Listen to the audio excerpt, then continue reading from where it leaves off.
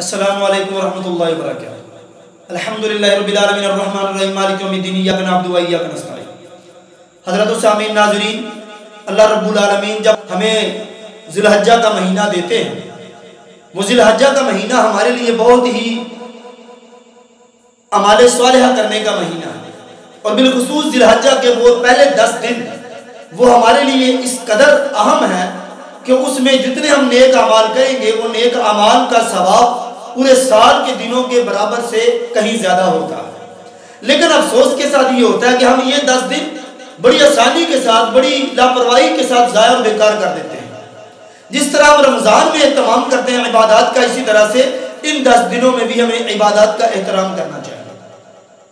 اب اصل بات جو وہ یہ ہے کہ جب ذی الحجہ کا چاند نظر آ جاتا ہے تو جو صاحب قربانی ہوتا ہے، جس نے قربانی کا ارادہ کر رکھا ہوتا ہے، جو قربانی کرنا چاہ رہا ہوتا ہے، اس کے لیے اللہ کے نبی صلی اللہ علیہ وسلم کا کیا حکم ہے کہ جب ہم قربانی کا ارادہ کر لیتے ہیں، ہم نے جانور لے لیا، ارادہ کر لیا، تو جب چاند نظر آ جائے ذی الحجہ کا، اس وقت وہ صاحب قربانی جو ہے، جس نے قربانی کرنی ہے، جس نے اس قربانی کا ارادہ کر رکھا ہے، اس کے لیے کون سے کام ایسے ہیں جن کا اہتمام اسے لازمی کرنا چاہیے؟ اگر ان سے وہ سستی کر جائے گا تو وہ کام اس کے لیے حرام ہو جائے گا۔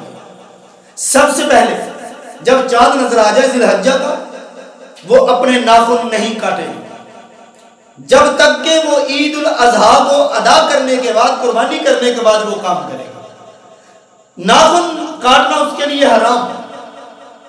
اسی طرح سے سر کے بال کٹوانا یا کاٹنا حرام ہے۔ اسی طرح سے بغل کے بال اتارنا اور ان کو اکھاڑنا یہ بھی حرام ہے، اور اسی طرح سے زیر ناف بال کاٹنا یہ بھی حرام ہے۔ بلکہ یہاں تک کہ جو صاحب قربانی ہے، اس کے جسم کا کوئی بال جو ہے نہ وہ اکھاڑے، نہ اسے وہ اتارے، نہ وہ اسے کتروائے، نہ اسے صاف کرائے۔ یہاں تک کہ اپنے ناخن جو ہیں ان کو بھی نہیں اتارنا، اور نہ ہی ہاتھوں کے ساتھ یا کسی دوسرے طریقے کے ساتھ ناخنوں کو چھیلنا ہے۔ یعنی گویا کہ اس کے جسم کا بال، ناخن جو بھی ہیں، وہ ان 10 دنوں میں قربانی کرنے کے وقت تک وہ یہ بال نہ اتار سکتا ہے، نہ ہی اپنے ناخن کاٹ سکتا ہے، نہ ہی اپنی کٹنگ کروا سکتا ہے، نہ ہی اپنے بغل کے بال اور نہ ہی زیر ناف بالوں کو اتار سکتا ہے۔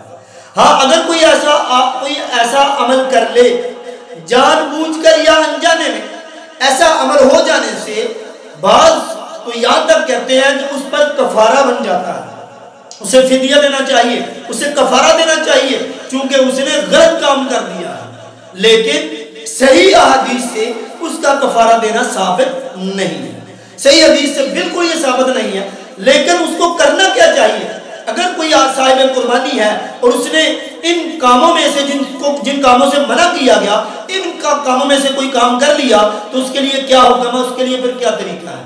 صرف ایک ہی راستہ اس کے پاس، وہ توبہ استغفار کرے، وہ اللہ تعالیٰ سے توبہ کرے، استغفار کرے۔ اللہ تعالیٰ سے دعا، اللہ تعالیٰ ہم سب کو صحیح معنوں میں قرآن و سنت کو پڑھنے کی، اس پر عمل کرنے کی توفیق عنایت فرمائے۔ وآخر دعوانا الحمدللہ رب العالمین، والسلام۔